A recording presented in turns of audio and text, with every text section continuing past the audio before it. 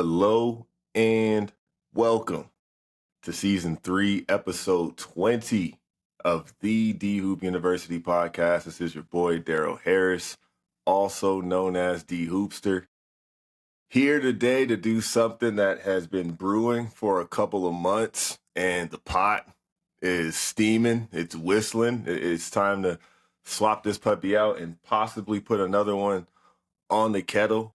I have prolonged talking about the Luka, Lakers, Dallas trade, blockbuster, all that for as long as I could, because I said I don't want to do it from a linear perspective. I don't want to be lost in Laker land. I don't want to be delusional. I don't want to be nearsighted, farsighted. I want to be impartial. I'm a journalist, folks. I want to get both sides.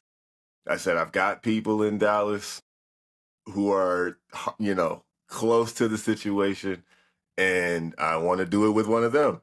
And today, I'm here with my man, Sean. Sean, I'll let you talk to the people. Welcome to D Hoop University. We will get you a student ID and an account number as soon as we get your financial aid information. It's all squared away, but thanks for coming, bro. What's up, man?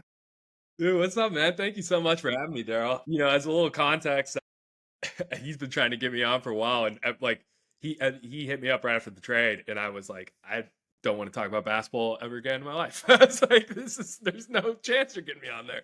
I'm so upset. I'm gonna say stupid stuff, get myself canceled or something. Yeah, my name's Sean Bush.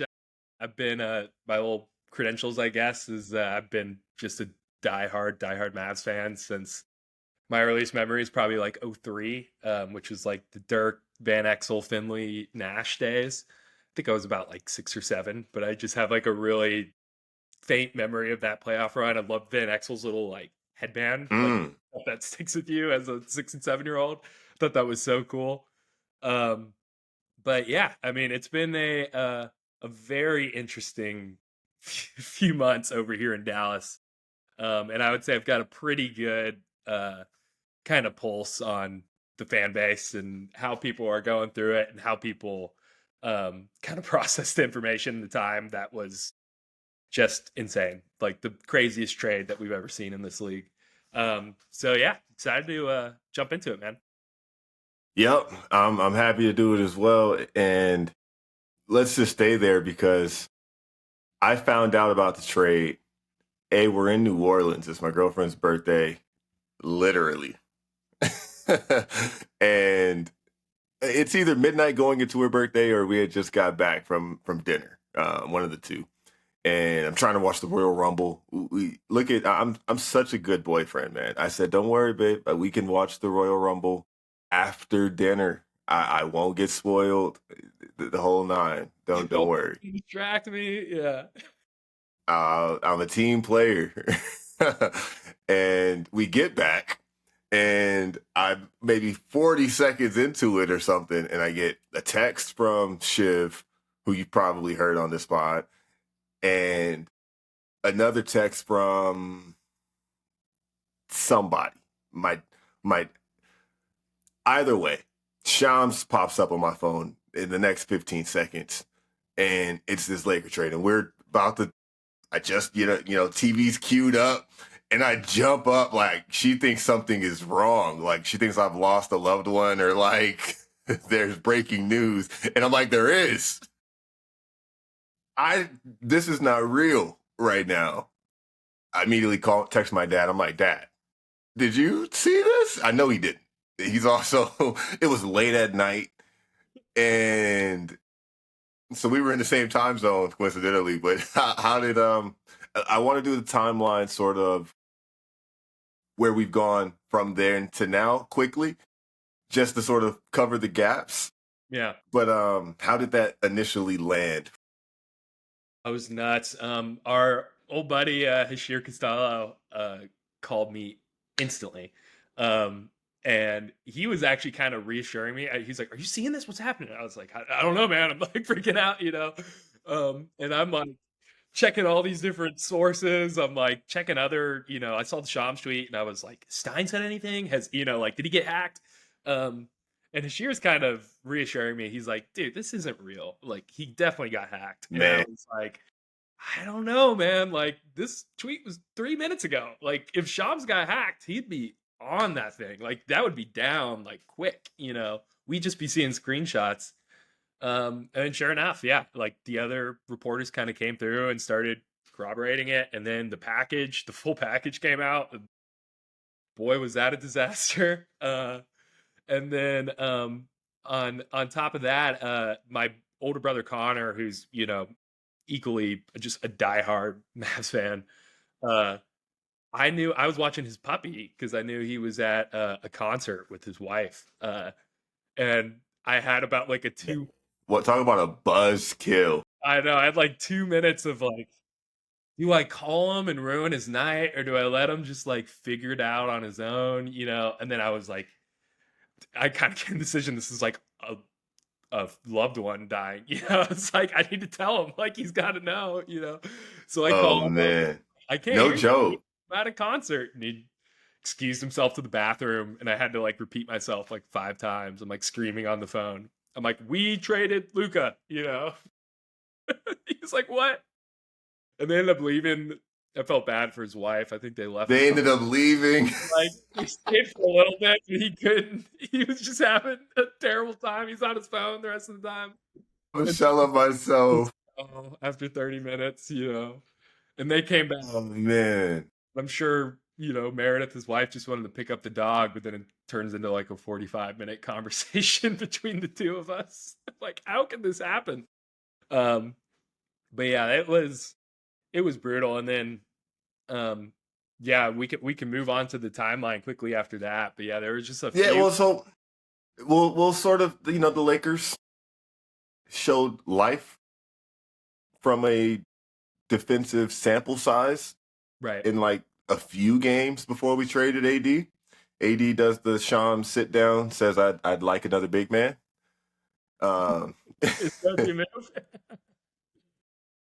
They said, "Oh yeah, how about Daniel Gafford?" We got 2 for you, Gafford. Yeah. And so we acquire Luka. Expectations through the roof. I think the Kardashians are at the game now. I think they did gangbusters in a couple ratings. We won a few games. Yeah, we have no idea who we are. Oh man, that's bypassing the Mark Williams caveat. But I forgot about all that. That would have been huge for you guys. You don't say. Yeah. Sorry. You know what I mean? Yeah. And from there, we show signs of life. We actually end on a high note. We get the 3rd seed, whatever. AD makes his debut. He's looking like a freaking menace. One of the best games I've ever seen from him, like ever. I mean, it was incredible. And that's saying something. I mean, this is Anthony Davis, but like. And mind you, like I don't want to also gloss over because it happened quickly and we moved on quickly. For 24 hours, though, there was a bit of like mourning for Anthony Davis. Not mourning, nowhere near the extent. But there was even though we acquired Luka, so maybe you already, could imagine that there should be nothing but elation. As a fan or as a fan base, just getting this player. But we weren't happy to see AD go. And it was as shocking as it was on that side for us as well. No inklings that was happening in LA. Right. And, we got a chip with our guy. Mm-hmm. We had to be defenders of Anthony Davis for 5 years, Right. And with that, you have no choice but to sort of get attached a little bit. So it was a bummer. It was a bummer for a minute letting AD go. And in the moment, I was definitely sort of saying, but guys, you know who we got, right? Right. We didn't have to send Dalton. We didn't have to send Austin. Let's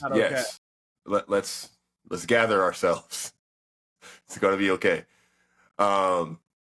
And sure enough, he looks incredible for 3. And then you guys get the Anthony Davis experience in 2 hours. Yeah, real speed run on that one. He starts looking discomfort. He's not okay, and you're like, all right, Did you like get the wind knocked out of you? Did you just get like a did you lose, did you hit your funny bone or is something torn? Like there's no, you can't tell for like 60 seconds. It's like, okay, so you're leaving? All right. Well, And then I we'll think wait. pretty soon after they were like, yeah, he's not coming back. It's like, oh my God. And that was, fun fact, like one of the only, I was so upset with the Mavs. That was one of the only games I watched post trade. I was like, well, I got to check out Anthony Davis. Like, this might be a reason to get yourself excited again. And it really was. And then just crash and burn. But yeah, I mean, it was pretty brutal. And like to your point about like on the LA side of things and losing AD, I'm sure like in LA everyone still feels this and remembers it like yesterday. But I feel like outside of outside of the city, kind of the casual NBA fan, it might be easy to forget how insanely good Anthony Davis was in that finals run. I mean, just probably you can correct me if I'm wrong, but it felt like the best sustained stretch of basketball he's probably ever played in his career during that kind of finals run. The shot was falling, the defense was incredible as it always is. He's attacking mismatches. And I feel like every year we get removed, it's easy for people to kind of point to, hey, this is, LeBron carried Anthony Davis to the championship, and like couldn't be further from the truth. I mean, that was a true coast. Well, it was and if anything, he should have had the finals MVP. And LeBron just had a couple better games in the finals where AD did what was needed and it didn't translate to a crazy box score. But we're not there if he doesn't hit the game winner against the Nuggets. And we don't run those teams sort of off the court how they did without him being just at a different level. I agree. And it's not gone. It's definitely not gone. Dallas can utilize it, I'm sure. Right. He's not washed, the injury bug, whatever. I've been, like I said, defender for the past few years, 70 plus games 2 seasons ago. And I want to say that's coming off. I could fact check it right now, but I want to say that's coming off of 65 plus the year prior because he was still, awards eligible. So it's like, all right, he has a rap, but stop recycling burns on people because he's actually playing games. So there's stuff to look forward to. The regular season, flares out, and just let's get some music going, just because we never really did. And shout out to my guy Big J's because we're here now where we got to the lottery. So that's interesting. The lottery probably lost the last shred whiff of credibility it had this year. Very hard to believe that Cleveland wins when LeBron's coming out of high school, that Chicago wins when Derrick Rose coming out, that New Orleans wins after the AD trade, and those are just a few. That San Antonio wins after not being in the lottery for 20 years. How somehow Charlotte never can get one though. Right. Yeah, Washington, they got John Wall, and it's been rough since, The math isn't quite mathing, but reiterate, because he told me, how the lottery happened for a lot of the Dallas fans. It was interesting, people were so done with this team that most of the people I've talked to, including myself, just did not watch lottery. I mean, people were like, also our odds were so low. There was zero hope in this team for the future of this team. We've kind of gone through the whole Fire Nico thing. Fans were getting kicked out of the arena left and right for chanting Fire Nico because they said it was, against the NBA's policies because it was, malicious or vagrant. And people are like, I don't understand how that is, So we were done. And then people kind of got the alert on their phones, just like little notification. Start getting all these texts coming through. What do we do? Are we Mavs fans again? Like, what's the, Yeah. So it was nuts. I mean, I think people had kind of cleaned their hands, washed their hands of this team and this franchise, and were ready to jump in with the Wings, jump in with the Stars, jump in with the Rangers. A lot of the other Dallas teams are kind of on the up and have some Is hope. is Skeens on the Rangers? Who? I'm sorry. Is I Skeen? I know so little about baseball, so I might be As wrong. do I, as I'm asking about like one of the most popular players. Skeens, Paul Skeens, the pitcher or whoever. He's not on the Rangers, is he? Is he? Okay, yeah, we'll move right along. Back to the back to the matter at hand. We won the World Series 2 years ago, which is awesome. It was the first Yeah. time I jumped right on that bandwagon, and then last year we sucked. And like as you said, you were like, look, the tides were turning. We just accepted what it was. We were gonna take our 10th pick and just not really pay attention to what happened until the regular season began again. I feel it. But this lottery, it does continue a tradition of Dallas has never been particularly lucky in the lottery until this year. They'd never once improved their position on lottery night, which we've been pretty good for a while. But back in the 80s and 90s, we were like Charlotte, basically. We were terrible. So it was kind of crazy that we were never moving up. But then we move up here and it kind of, we're going to get Cooper Flag. I think it seems pretty, the reporting seems to be that we're not going to trade it. With Nico, I just never know. I really hope I'm on the camp that they should not turn it into a Giannis or a Kevin Durant or something. I think this is a gift and you need to reset your timeline. And not that you need to trade Anthony Davis or Kyrie or anything, but here's an opportunity to build this young core and you've got Lively. But yeah, it's interesting that the Mavs have been lucky in the draft in the sense that they kind of luck into Dirk. No one really knows. People weren't really into international scouting back then. It was basically the Mavs versus the Celtics. Celtics were coached by Rick Pitino, and Pitino loved them, I guess, for whatever reason. And then the Mavs loved them. And those were the only two teams really on his radar. And the Mavs made a trade with the Bucks for Robert Tractor Trailer and were able to land him. And then you fast forward to the Luka thing. The Mavs dropped all the way to pick 5. They were supposed to be, I think, second or third in lottery odds that year. They dropped. And Right. then Before the Atlanta trade happens. the Atlanta trade happens. They go up to 3, and people And love before several teams pass on Luka. That's the thing. I mean, and, I think the Suns probably get a pass for Ayton at the time, but Local people, product, in state. right. And but people love 7-footer. that, Sacramento and Bagley was a great prospect, but even in the moment, I think it was pretty insane that Sacramento would pass on Luka for Bagley. And that's the only way they're able to make that Atlanta trade. So they really luck out there. And you kind of just go from transcendent white guy to transcendent white guy, I guess. You go Dirk to Luka to Flag with no cross, with just like no time in between.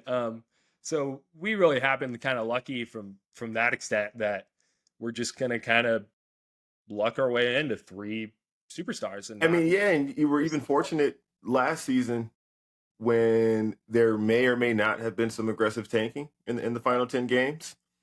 And you were hoping to get that, I think it had to be top 10 or, or the rights didn't carry over. Yeah. And that led to Derek Lively. Yeah, which changed everything for us. I mean, like, it's amazing when you have a glaring hole and you put one guy in there that's like, I mean, he was a rookie, but he was just, I would say about, even as a rookie, this is a compliment, like an average level starting center. And it changed everything for our defense, for how we could let Luka and Kyrie guard people, for how we've defended pick and rolls, all that stuff. So that was, I mean, if we didn't get that pick, no way they make the finals run a year ago. I mean, just no chance. Okay, so I've got a couple of sides, and it's tough because I want to keep this streamlined. And I think we've set the scene for one. I think we've set the scene right now, and coming next, I want to sort of do an audit. Now that you've got some pieces, because everything right at this point in time, with a month to go, still before the draft, nothing's off the table in terms of what might happen. And you guys have learned this the hard way as well, that nothing's off the table. Some rumors are far-fetched. some are unrealistic, and sometimes unrealistic, or far-fetched things happen. So it's not worth talking about, but we sort of want to keep it in perspective. Let's go ahead and talk about what Dallas should do now. And first, I'm wondering what you think they will do Mhm. based off of your read on the front office, or the decision makers, where the team's positioned, because this can go a couple of ways. Hey, I'll say this, and then it's all you. But it's difficult knowing that Giannis is lingering above all of this Yeah. conversation. There's a presumption, because hey, maybe we're assuming maybe he stays in Milwaukee. We don't know how they get out of this. We really don't. That's the read on that situation. So it's not far fetched that Giannis might be getting moved this summer. The Western Conference, man, I just wish he wasn't coming to the West. It feels like it's gonna happen if he gets traded. I mean, I'm looking at Dallas, I'm looking at San Antonio, I'm looking at Houston, I'm looking at OKC. I mean, there's not a lot of East teams that are like jumping to the forefront for me, No. at least from a trade chip perspective. So to tee you up with what you guys, what you're feeling, what you think they might do, and your personal feelings. My only take on it is, if San Antonio is the leading contender, say Golden State is a wild card, and for that matter, almost any other Western Conference team.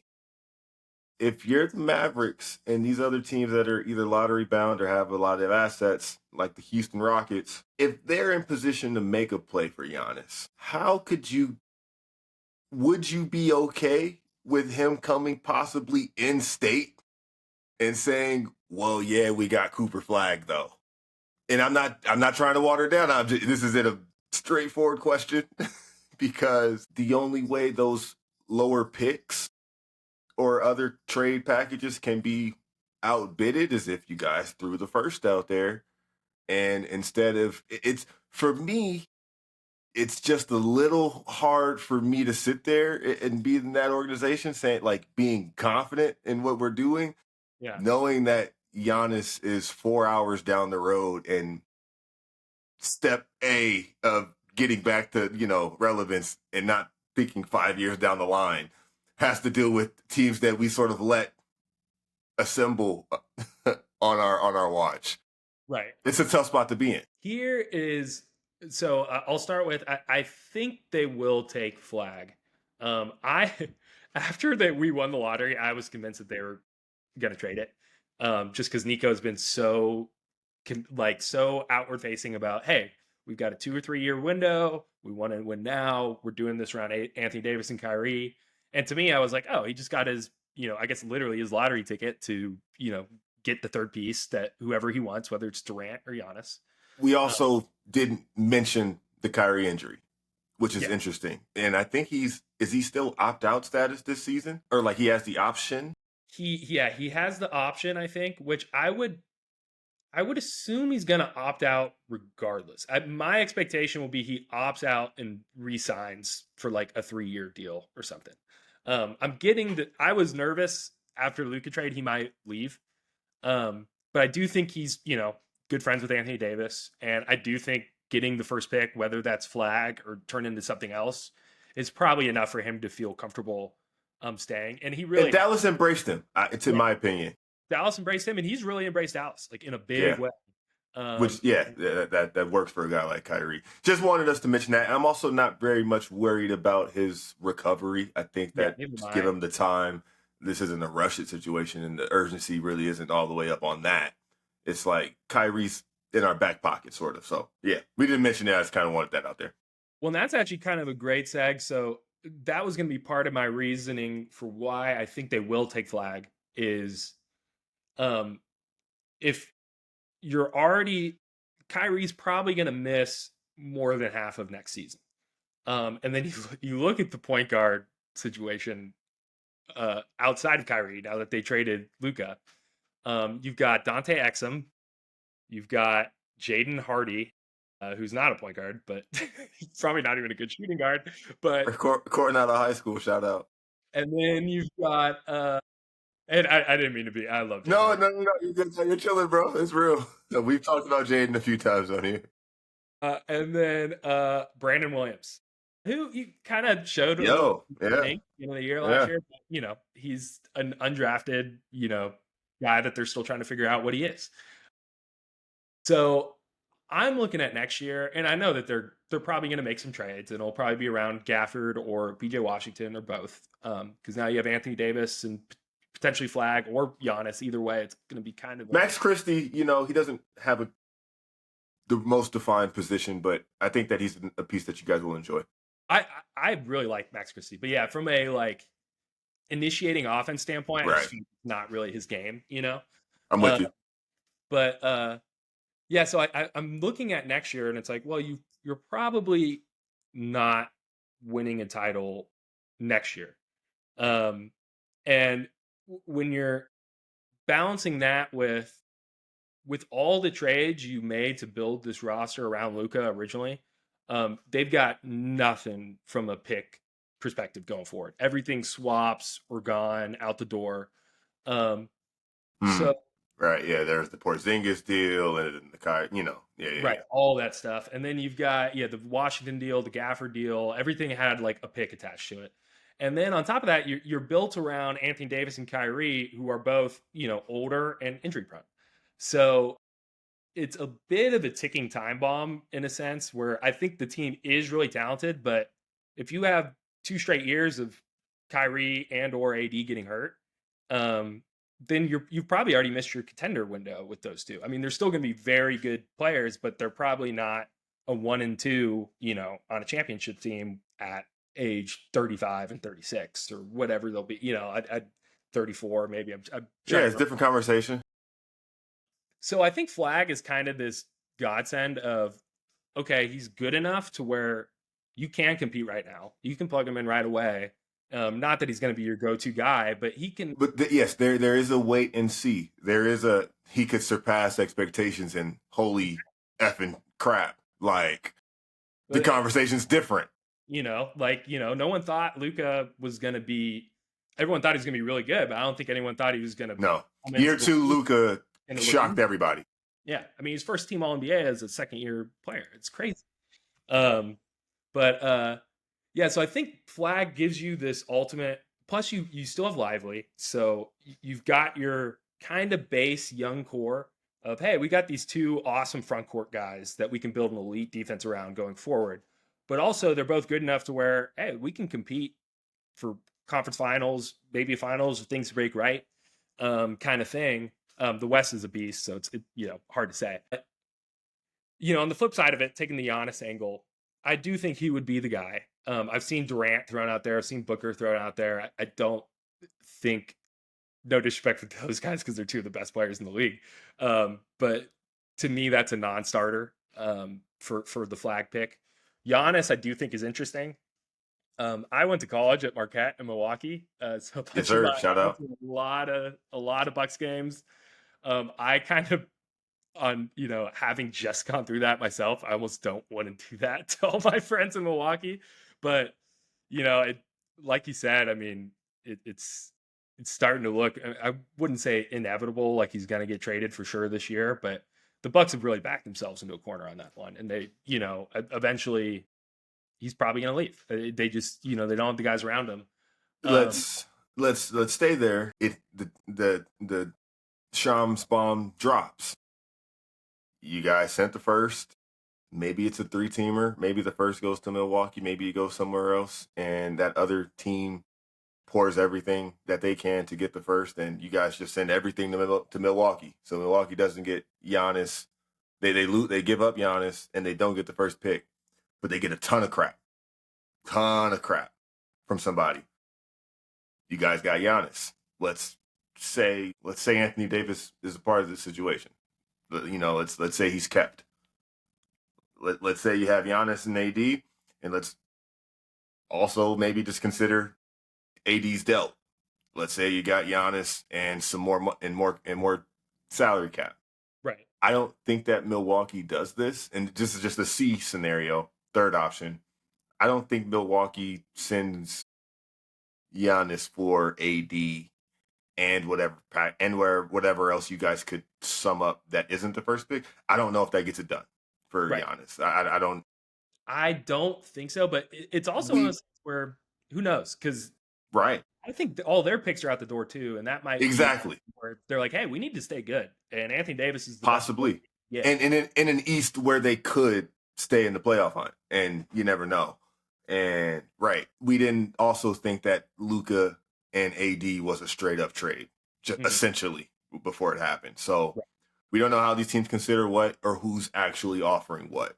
So just listing out those however options that you guys end up with Giannis, how do you feel? So that's Is it title window like we're back, baby? Like is if 34 popping? We're if buying Greek we freaks. if we get Giannis, I think in any scenario, the expectations got to be we got to win a finals like right now, right away, in my opinion. Um, Not that like we should be the favorites, but like the expectation in the city should be, hey, we did this to go win this year or next year or the third year, and we got to put everything into these 2 or 3 years. We got And a window again. Say yeah, somehow, you probably keep Clay. Kyrie's probably still back pocket because I don't know who's taking him, but pre-recovery. So it's like you're kind of back pocketing Kyrie with Giannis, and say you kept the pick, say you kept AD, say you didn't, but you got options to get now. Who wants to come play with Giannis in the West? I don't know. I just wanted to stay there and conceptualize it because I'm with you. If I'm that person, I might that might sell a little better than Flag better be the freaking truth, right. which I think he will be. I think he will be. But I think you laid it out properly as well. That if we are just rolling with the pick, it's we've got a chill time. Like everybody relax. We're playing a different game. I don't know. I do have one crazy one for you. I have thought through the Giannis for AD swap before, and that one, if Milwaukee would do that, I would do that. Um, no disrespect to AD, but I do think Giannis is better. Um, but one I was thinking through that would be kind of crazy. It'll never happen, but um, Indeed. I keep coming back to San Antonio, the situation they're in where they've got Castle, they just traded for Fox, and now they've got the second overall pick. And you're staring at Harper probably. Ooh. Um, and what do they do there? Uh, would San Antonio ever consider something around a 2 for Anthony Davis swap? Glad that you said that because I meant to also mention that I've seen you mention or just say, hey, I wouldn't be opposed to double dipping in this lottery. Yeah. If we're pumping the brakes, this could be the time to go get some talented players. I think this draft class is good. Yeah. And That's something. I'm not with you. I'm not real bad, and there's probably 5 or 6 in the top 20. I mean, it's a good point guard draft. That's and on that trade, that tweet, I was more like, hey, maybe we flip Gafford for pick 14 or PJ or something like that, and grab our favorite point guard. But yeah, I have kind of thought about that. Then you slide Flag in at the 4, you start Lively at the 5, you keep PJ and Gafford off the bench, and then you solve your point guard problem with Harper, and then you've got a young core of Harper, Flag, Lively to build around with Kyrie mentoring. Now, would San Antonio ever do that? Probably not. But I think the logic that I thought was, well, San Antonio, they could though. They've got their young talent. Anthony Davis and Wemby, you've got Oh immediately my goodness. best defensive front court in league history. I mean, 2 of the best defensive bigs we've ever seen. And I actually think they would be somewhat complementary on offense. No, they would, bro. That's insane. They could provide some spacing for each other. They could both do both do men. They can kind of both do everything. Wemby wants to be on the perimeter. AD said that he would like somebody next to him that wouldn't mind getting on the block every now and then too. Right. Yeah. They can. Oh my god. They kind of fix each other's problems for each other because they both don't want to. They both will bang, but don't want to bang the whole game. And it's like, okay, well, we can just switch. We can just switch off. So yeah, that was one little crazy idea I was kicking around. But yeah, I do think uh, it would make some sense of, and I almost have PTSD saying this because it just reminds me of the Warriors and how poorly this went for them. Um, but I do think that they should look into a bit of this two timeline model. How can we compete right now with a flag, but also get him, in addition to Lively, one or two other guys that we can have that grows with him at the same time. So if we can't I'm with compete, you, bro. you That would be wise, and that's a mold that's working, man. The super team hasn't died, but the right? super teams are built now. Yeah, It's Oklahoma City. It's you got to get about 3 picks in a row that are bang bang bang, and let it watch it. Just water it and watch what happens. It's Boston of don't trade the guys, keep them. Don't trade them. chemistry build. Yeah, Let them get there. Denver, add residual pieces, but what's working, let it work. Ooh wee. I think Dallas is in a good spot. I think Flag is a player worth latching onto and taking a swing on the benefit of the doubt, Mhm. or I just want to be a part of what happens here versus watching it happen somewhere else to try and be the 1-30 team that wins the championship over the next 2 years. That wouldn't, and especially like you said, you're like, if we go all in now again, are we only creating another crash and burn in Right. just 2 years time? And you look at OKC and the way Houston's, building. I mean, LA with Luka and LeBron. I mean, you guys never struggle to get talent. That's going to be, having those two guys is like one of the best draws you've had since We COVID. let a lot go as well. Um, so I don't think this West is getting easier. Not to say that Dallas can't be competitive and give anyone hell in a series next year, um, with a flag or with a Giannis, either way. But it's one thing to be able to beat anyone. It's another thing to be able to beat anyone 4 times in a row. And I'm not sure they're quite there yet, regardless of what moves they make this offseason. So yeah, I think that's where I lean more. Play it safe, take flag, take our time. Yeah. And that's funny because Dallas has this sort of tie to a couple of the remaining teams in the playoffs. There's Carlisle, Carlisle and Indy doing Magician. his thing. Was Carlisle traded? No, it was Oh I think man. termed as a mutual parting of ways. He uh apparently Carl can be kind of a jerk. I don't know if we're allowed to curse on this guy. He can be kind of an a-hole, but I think that it's funny. It got turned into, oh, Carlisle's too hard on Luka, and that's why he got fired. Which the reporting sense is it was more the case. Luka didn't like how hard Carlisle was on like Salah measure. Like he would just be so mean to the bad players on the team, apparently. And Luka did not feel comfortable with that and apparently got upset.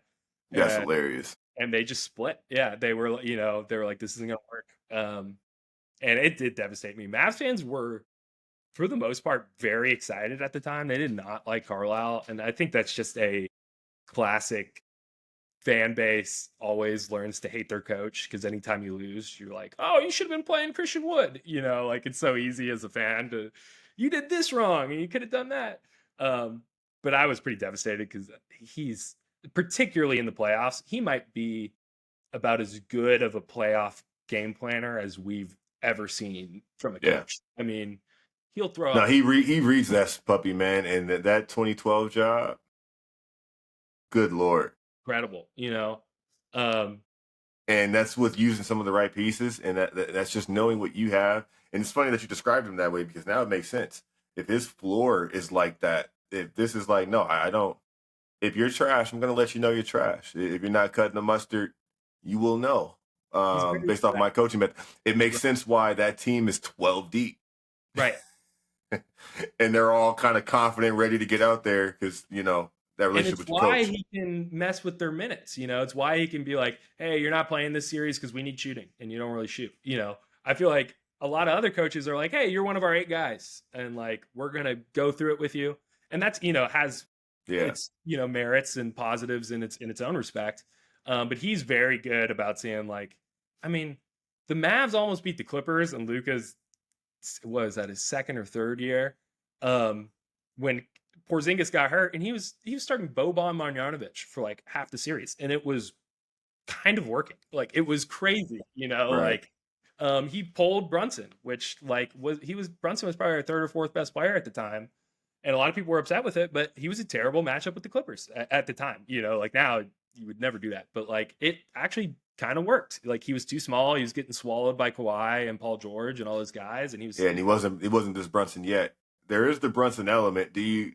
Because as Laker fans, we've watched Ingram, Kuzma, Lonzo, Julius Randle, Alex Caruso, Ivica Zubac, Larry Nance, like wherever they fall along the line of just NBA player, we've watched so many that we've had just go be good somewhere else right. in spurts or not. So does Brunson just always like sort of irk you of like, oh, I wish he was here, or I wish we just gave him somebody at that time was expendable, or is it like, I don't know? Well, that was the original Nico blunder, right? That was the first thing where I was like, it was funny because he redeemed himself very soon after, and then I think he was very popular up until the Luka trade. But at that time, we were like, man, we hired this shoe exec with no GM experience, and then how that timeline worked, it was nuts. So he's coming off the playoffs, and it was the playoffs that Carlisle pulled him. So there was a little bit of consternation there, but his max contract at the time was going to pay him like a seventh or eighth man at the time. And I went back because I had Mavs fans challenge me on this, where they were like, well, no, he wasn't worth that money at the time. He didn't blow up to the playoffs. And I was like, that's not true, but I'm going to check anyway. I found about 7 articles that offseason about, hey, should the Mavs re-sign Jalen Brunson or not to this extension? And every single one was like, yeah, this is for sure. Like, just because he had a bad series, like this is easy value. And Nico, and he's on the record as saying, I definitely would have accepted it. And not only in the offseason, but for probably another month or two into the season, I would have accepted it for sure. Nico didn't do it because we were thin on trade assets because of the Porzingis trade, and he saw Brunson as our only real trade chip. And he thought, hey, we need a co-star for Luka. We're going to trade Brunson at the deadline. We can't give him an extension. It'll make him not eligible to be traded. Then Luka gets hurt in the regular season. Brunson starts. He crushes for like 2 weeks. He's averaging like 20 a game. And then he's like, guess what? I'm not. They're like, hey, how about that extension? And he was like, nah, I'm good. Let's talk in the summer. I'm gonna wait and see. Yeah, we'll wait and see. Then they get through the playoffs. He's incredible, that playoffs run. I mean, Oh, man, I don't know this how is a well great for that, but revisit. yeah, I mean, he was like 23, 24 game that run. It was crazy. And again, Luka missed part of the first round series against the Jazz, and people were picking the Jazz because they were like, oh, no, Luka, they're going to shut down. Right. And And I just think a we few months started. ago, we were like, we need a co-star for Luka, and it's like, holy crap, we might have his co-star. Right. And then you get to the offseason, But you and couldn't have done the deal when you could have trade deadlines before the extension deadline. right. He capitalizes on that. So you enter the deadline not in let's make the deal mode. So you're not, no deal's happening basically. What do you know? He's like, oh, I'm there, and now he doesn't want to. And now you can't ink him either. It's crazy. And the season ends, and Cuban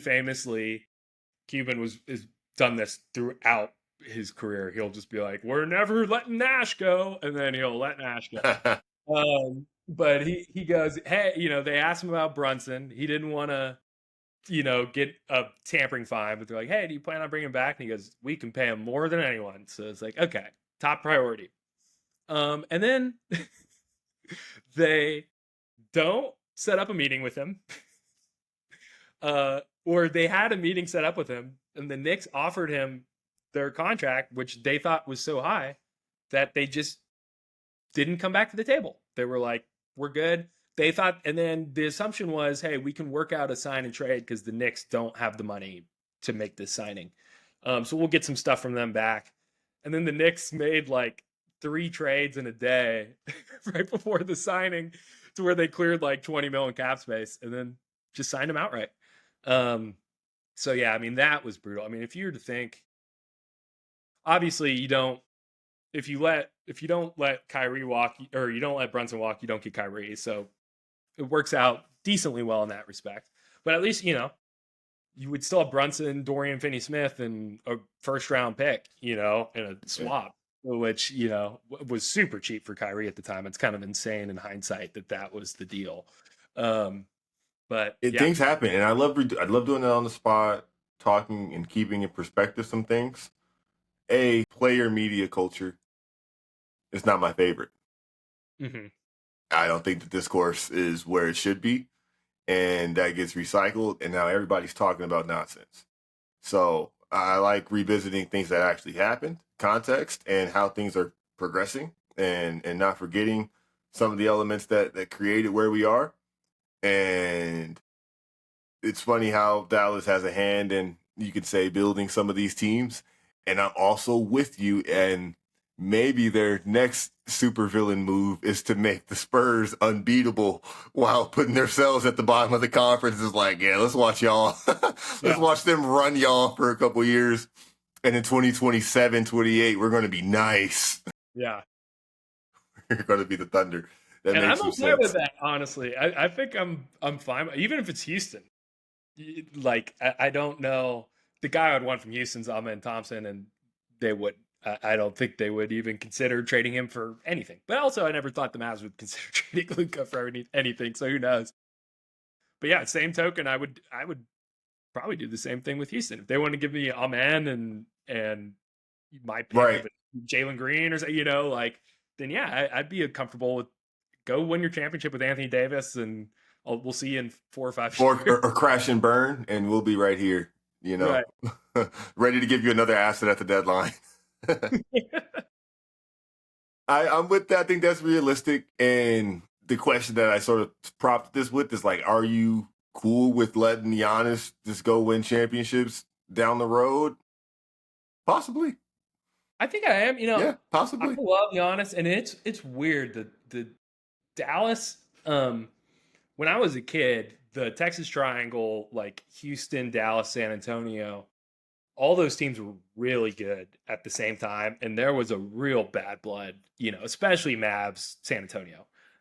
Just because San Antonio was kind of like Big Brother to us. It was like, we felt like Dirk was just as good as Duncan at the time, but we really didn't have our Tony Parker, Monty Ginobili, so we give them these, all out Yeah. fights in the playoffs, and then they would always win in 7 or win in 6, and finally And we got Houston had Olajuwon, and so yeah. it's like they already felt Well, and even good. after that run with Yao and Tracy, they were pretty nice. They had like Ron Artest they brought Yeah, in. very relevant. Very relevant. And since then, it kind of the Mavs fell off and the Spurs stayed good, and then the Mavs got good and the Spurs fell off. Houston was kind of been bad throughout all of it. Well, I guess they had Harden. That's not true. They were really good with during the Harden days, but that's when Dallas was down too. So I am honestly, genuinely really excited. I'm kind of rooting, and I'm sure I'll regret this in 2 or 3 years, but I'm kind of rooting for Houston and San Antonio to get as good as they can. Because I kind of miss that juice. I miss those days I where, feel it. I'm with hey, it. we're playing these teams all the time and we all hate each other. And like right now, my least favorite team's OKC. Just because the That last seems few playoffs popular. we got bad blood, But and that one's kind of fun because they feel like just another Texas team. But yeah, I would love to get those juices flowing again. I felt like the Mavs were kind of rivalry-less that's not a word, but for a while there we had a little bit of a spat with the Suns. That was kind of one-sided just because we won that series. It was more just us being really mean to them for the rest of the year because they had the apology tweet and all that nonsense. But yeah, Nah, so I'd man. be cool with it, man. I think I love Giannis, so I just want him to end up in a good spot if he does get Yeah. moved. And Houston or San Antonio would be awesome for him. I mean, he would crush it there. No, let's rapid fire maybe a couple of things on our way out of here. One being the lottery. I just have a take, sort of. You know what? This is a better segue. As we're talking about Texas, expansion is on the commissioner's list of topics that they'll be discussing this offseason, this summer. Prevailing notion is Las Vegas and Seattle if the league were just to add two teams. But again, I just want everybody to consider that all options are possible right now. Things aren't done. And I wouldn't rule out relocation of some franchises. I'm sure some are just simply underperforming. I was at that Pelicans game when I was in New Orleans. Yeah. The season ticket holders next to me are like, dude, I don't think this team's going to be here another 2 years. And it's been like that a while. Yeah. I don't know why they can't get people to go to the games. I remember I had one of my older brother's buddies went to college in New Orleans. I can't remember which school, but he's like, they were so desperate to get people in the arena that on like games on Tuesdays, you would go and you'd like, just for going, you'd get like 2 free shots of liquor and a beer or something. Like it was like they were just giving away stuff like crazy. You would have to see it to believe it. We got there Wednesday. We wanted to go see the Celtics Friday night. I said, I wonder what the tickets for Wednesday night are going with. They're playing Dallas. An hour before the game. Guess how much I could have got floor seats for? 4 seats? Floor. First row. Like $150? Yes. Is that spot on? Yes. That's 125. 125. It was a club seat that came with everything. They were playing Dallas at Ewell. Remember this game? It was early February. The final was 137 to 135 or something. It was insane. Kyrie had like 40. Zion had a crazy game. And I'm just slapping myself. Like, how did I pass that up? That's nuts. And for the same price, we got incredible seats still, not on the floor. But we got to see the Celtics, and Tatum hit his game winner during the regular season, and that's your favorite team. So we still got lucky in what we saw. Yeah. Couldn't believe the value for that. So I just don't want people to rule out relocation of some franchises. Well, and for context on that number, I've got a San Antonio story, which is a good comparison because it's like another small market, but they love their team. So when Dirk was going into his last season, he had not yet announced that it was going to be his last season yet, but I could kind of sense this is it for sure.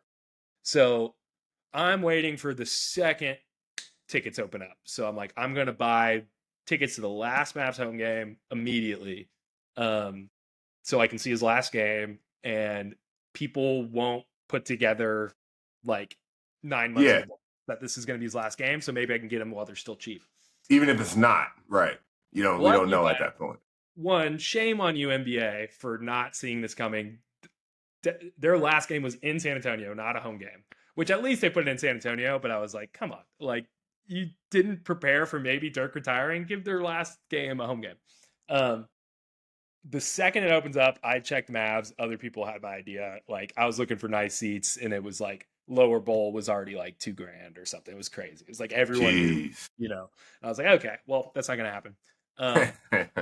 Then I go to San Antonio, and I was like, I was not planning on 4 seats, but there's 2 4 seats, like right behind the Mavs bench open. I was like, I feel like this is like destiny. I gotta take it. I look it up, and this was before we had even played the first game of the year. And those were like, I think 1,500 a pop or 1,250 a pop. But I was like, screw it. I'll do it. I'll find some friend that we're going to finance this. Yeah, we're going to finance this puppy. Pay for it all. They'll pay for, like I'll take 50% or whatever. If not, I'll sell it and I'll go solo. I don't care. Yeah. But yeah, that's just a good little, and the Spurs were terrible then. This was what, 4 years ago or so. So this is pre-Wemby. Yeah. This is pre like anyone interesting that they'd gotten. Duncan's already gone. Parker's gone. I think Parker's in Charlotte at this point. Yeah. Not even LaMarcus Aldridge is gone. I'm just playing. He might have been there. It was nothing. So the fact that you could find 4 seats for $125. Insane, man. Insane. I'm sure it's got to be like Don't bother looking, man. Just don't bother. And so while there's the belief that Seattle's coming back, Vegas is happy. I wouldn't, are we overlooking in Austin? Is 4 teams in Texas too much? Is Austin a bigger city? Is there a Kansas? Is there a Midwest wild card? Is there a Kansas City sort of, I don't know, or that's probably it. But I wanted to mention Austin because, I mean, hey, that team could probably, that city might be able to support one. Right. It sort of being their first real deal professional. They definitely got the people. I know that there would be, I think the holdup with Austin would be, are we afraid that this is gonna, I think, because the city of Austin, I think, pretty much just claims the Spurs. And would there be any fear of, okay, yes, they have the fan base to support their own team, but we're gonna big time cut into this San Antonio fan base? I don't know. I think that'd probably be fine. Austin's growing at an insane rate, and there's a lot of big sports fans there, so I think that they would be a good spot. I like the idea of 4 personally. And expansion teams. I I think we could do more than 2 as well. I think we could I do think so more than too. 2. The talent is there. Let's make the draft longer. Like, I I don't agree. know. Um, and I I haven't thought it through in terms of like scheduling, how they break down the divisions, all that, the conference Yeah, stuff. screw it. They'll figure it out. But exactly, it'll work itself out. I Need to think get that it. Do we need to get a team in Birmingham or Tuscaloosa or something like? yeah, I like Austin. Obviously, like you said, I think Seattle and Vegas are layups. I do think there's a few Midwest cities. My parents from the Midwest, so I got to rap a little bit. Yeah, man. I think Omaha would make some sense. I think Kansas City would make some sense. Omaha, I'm a huge Creighton fan. That's where my dad went, and Creighton's got like a pro arena. I mean, it sits like 18,000 or so, and it's newer. It's nice. So I wouldn't be surprised if they just share that. Um, I'm trying to think. It would be fun, man. It'd be fun. I'd be with it. I know they're thinking international, like I know they've looked at Mexico City before. So that would be a nuts one. I feel like travel though, that would be whoever got drafted to the Mexico City team would just be screwed. You got to fly up to New York. That'd be brutal. Um, Yeah. Yeah, I think that's still, while they want to go international, I think honestly, it might. Yeah, let's wait. let's keep If it the simple. Yeah. if the talent's coming here, if you're not Right. competing with that, maybe let's wait. I don't know. Another idea is the lottery washed. We were talking about the lottery, and I think that there's a chance that look, Silver loves tournaments. Just make the teams that don't make the NBA playoffs play in a tournament on these off nights, maybe, and let's extend the postseason a little bit. Give the guys a break and have all the teams either, host the games on seeding or neutral site it. Play those games in Vegas until you get a team here. And think about it. The Hawks weren't bad last year. They got the first pick. Dallas was a play-in team this year. They got the first pick. While Utah's and Charlotte's and other these teams can strike out every year, they're not getting rewarded for any weighted system. You're Right. not going the NFL route of just inverse order. Here you go. So might as well make it competitive.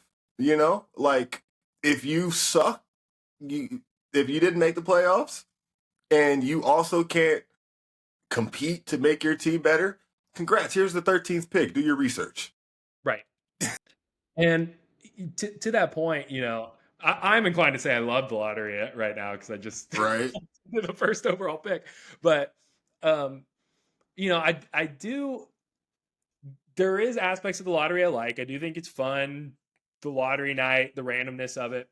I think they went the complete wrong direction in terms of. I know the idea was, hey, we'll smooth out these odds. People won't tank anymore.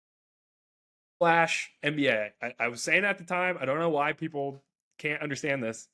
As long as guys like Victor Wembanyama and Cooper Flat and Cade Cunningham, Zion Williamson, Luka, Aiton, these guys exist, teams are gonna tank. Like it's just gonna happen. And I don't think you're rooting that out in any way. Now, I would maybe be a fan of kind of the WNBA model where, hey, let's do a lottery, but only do it for like 4 or 5 teams, 6 teams tops, the bottom 6. And you can jump from 5 to 1, but this way you don't have like I'm happy as a Mavs fan, but usually when you screw up as royally as we have, like you're supposed to be in the wilderness for a little while, and here I am, Yeah. like, hey, we might compete next year. Like it's Yeah, but cool. it's not. It's so random to where it's like I don't. Do you lose people? And again, people want to say it's rigged or a mystery and the whole nine. And look, let's just forget that as well. Here's your new first overall pick tournament, and Yeah, I'd watch it. I Hey, would. who's mad? Yeah, Those are going to be more games to air. Those would be more game checks. Though get the players in attendance. You know what I'm saying? I don't know. It's something. It's an idea I just wanted to throw out there.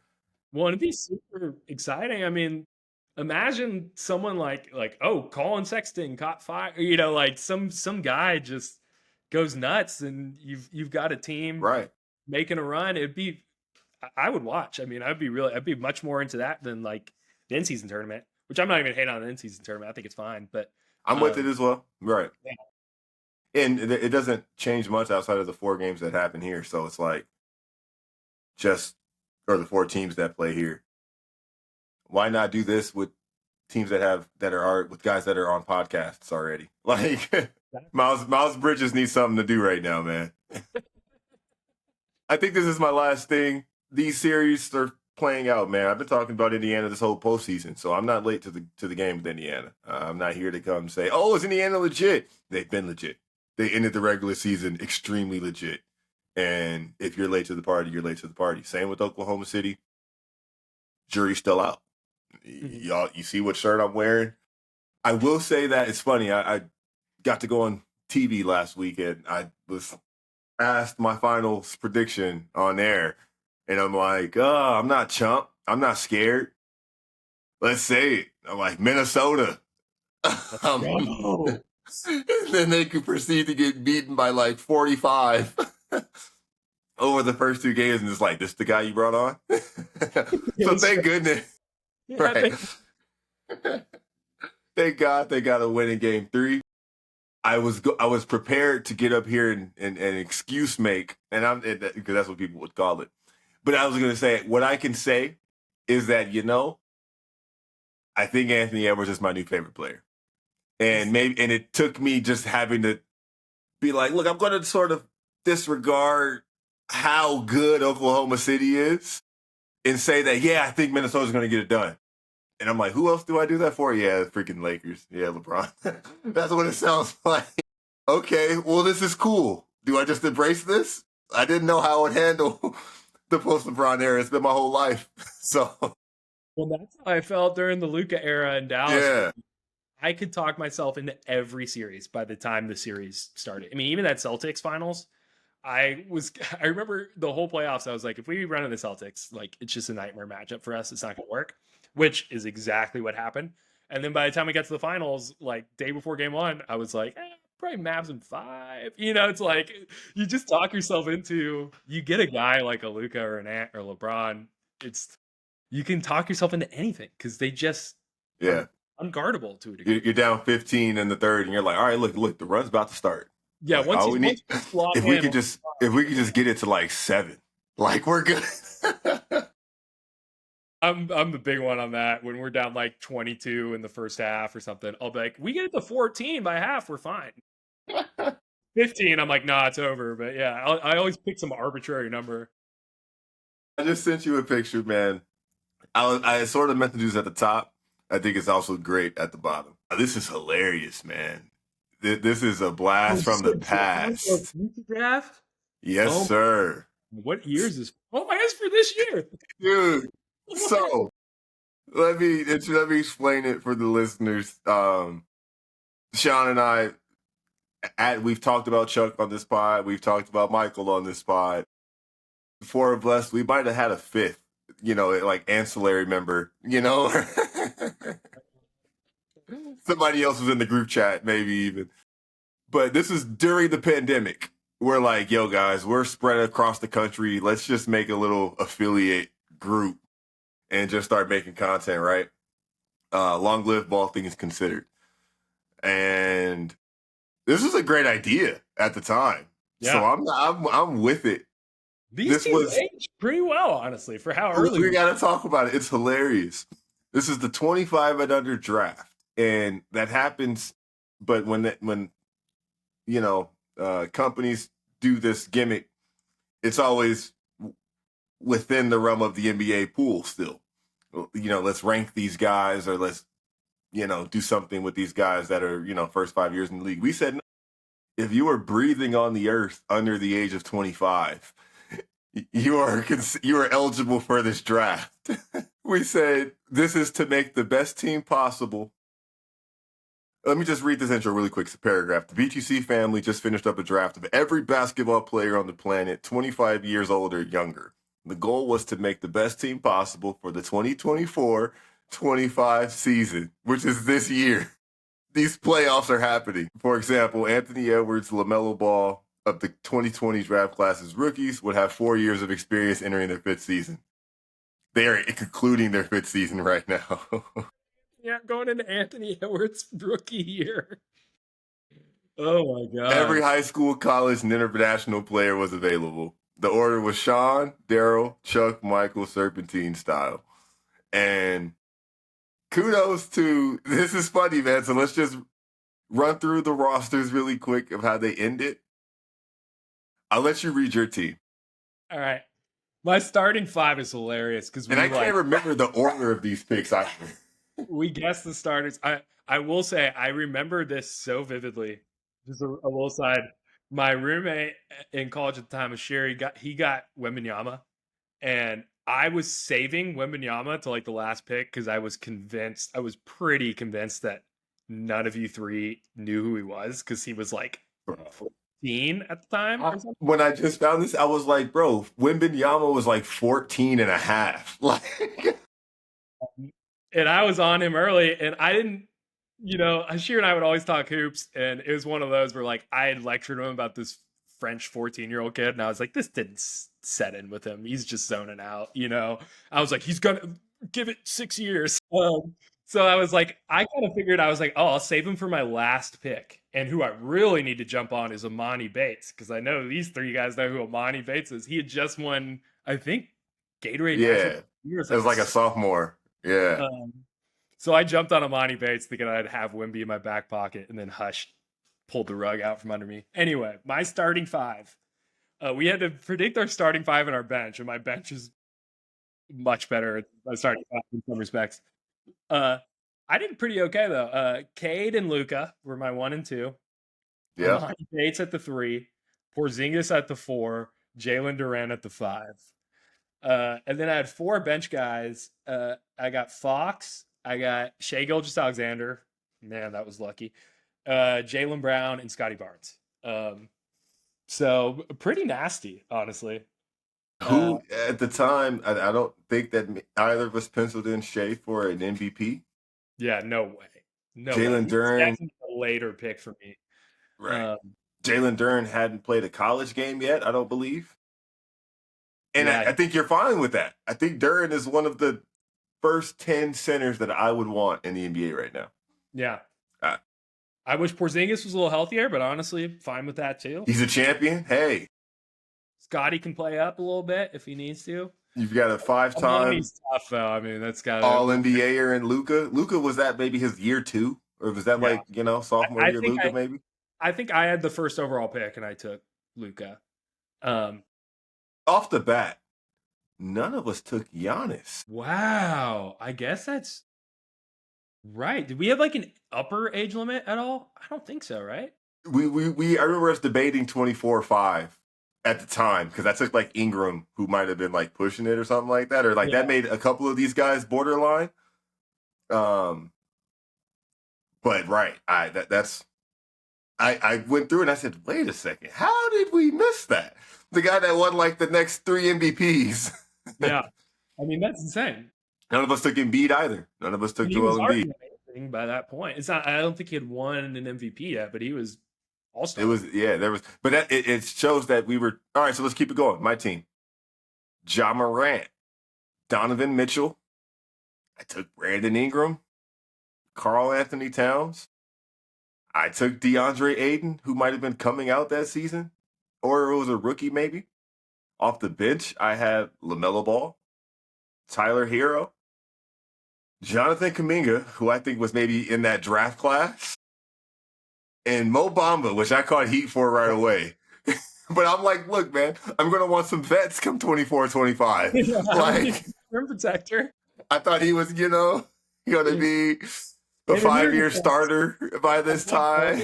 It like wasn't a strong start, but we still all thought like, oh yeah, he'll be a starter down the line. Like we were not. I don't think it was the worst pick. Obama experience. I don't think it was the worst pick, which it might be still, which is coming up next, I believe.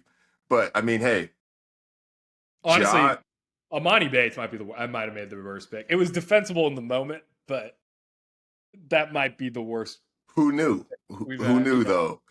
I think, hey, Ja Morant and Donovan Mitchell, team's going to be hard to guard. Ja might have been a rookie or like going into, that was probably right around then too. Add LaMelo, it's pretty positionless, 1, 2, 3. Yeah, I got Towns, who's doing work right now. And I mean, if Aiden's backing up, hey, I'm not, this is just a very funny revisit. Yeah. Let's run through Chuck's squad. He had Lonzo starting point, Devin Booker, check. Jason Tatum, check. AJ Griffin. His starting four, AJ Griffin. Okay, right. AJ Griffin's no longer in basketball, and that happened. Bam Adebayo, check. I'll give him that. He had Jamal Murray off the bench. That was a young Jamal Murray, so I'm not mad at that. He also drafted BJ Boston. Now I know why Chuck didn't want to hop on this. Hey, John Collins got drafted. I can't, if Mo Bamba got drafted, I can't be mad at John Collins getting drafted. Yeah. And then he snagged Chet Holmgren. That was a good pick. Call on Chet. I mean, Chet was probably a good pull. Junior in high school or something. I mean, that was a good pull. And I'll let you read this. I'll let you read the last team to keep it balanced. Last team, aged probably about as well as it could have, but positionally, it made no sense even in the moment. At point guard, he's got Trae Young. At shooting guard, he's got Ben Simmons. I think his argument was those two could counteract each other. That was like third team All NBA Ben Simmons. Yeah. Small forward, he's got Michael Porter Jr. At power forward, he's got Zion, and at center, he's got Jokic. I don't even, in real life, I don't know. I'm sure that team is really good. I would love to see it. That's just like a hilarious. If somebody can make it happen, it's Jokic. It looks like a bunch of cartoon characters, It's like Jokic and Zion next to each other with Simmons and Trae in the backcourt. Just visually, it would look hilarious. Off the bench, he's got D'Lo. He's got Jonathan Isaac. D'Lo might have been the elder statesman in this class. Yeah, he might be like the oldest guy. It's like him or he's older than Booker, right? I mean, it's probably him. Then he got Wemby coming off the bench. Hell of a pull. Wemby and Jokic together. Oh my God. Wemby, Jokic, Zion, Trae. And then Onyeka isn't the worst off the bench. No. Okongwu rounding out that team. What a freaking. We might have to do a little. I didn't realize it was this year. We might have to get the game back together and do one for 2030 and see where we're at. I'm taking my son. I'm like, nah, dude, just wait. Just wait. I'm gonna have him on the program, Nobody knows yet. Bash is coming for the class of 2038. Mark it. Yeah, that's hilarious. I would definitely put down Max Nowitzki. I don't even know if he. Oh my goodness. Or not, but I know his. I think Dirk's wife was a sprinter or a soccer player. Ooh-wee. Yeah, and they're Kenyan. So I'm like, oh man. Yo, I'm like, nah. I'm like, Zurich. Probably gonna be like politicians, or they're probably not even into sports. But if any of their kids gets into sports, I'm buying all the stock. Oh my goodness. No, I'm like, no, bro. Zuri James is the one. Just wait. Oh yeah. Oh, I had somebody else on coming to mind. Who the freak was it? Oh man, I've been reffing these AAU tournaments in Vegas each summer. I'm like, nah, some kid I saw from San Diego last summer, he's gonna make it. Kid's a unit. I was like, there. You seen that Paige Bucher's tweet that kind of went viral? That was like The some guy, journalist who yeah, the guy was like, best 12-year-old I've ever seen. Like, watch out for this one. She's the next Diana Taurasi. He was like, man, or not Paige. I think it was. No, Paige it was. It was Paige. Oh, it was Paige? Oh yeah. I mean, what a call. Oh, that's the real deal, bro. Let's get some tunes going, man. We're out of here. That was what I was hoping to do, bro. Hell yeah, man. That was a blast. I'll have to come back on. I'm sorry I dragged my feet so long on this one. It was this is right on time, man. It was a brutal broken process after that trade. I was afraid I might come on here and say stuff I might regret. From the concrete, who knew that a flower could grow? I don't know, bro. I don't know, man. It's the crazy world we live in now, man. Anything's possible. 100%. We will, and we definitely will. Hopefully we motivated Chuck.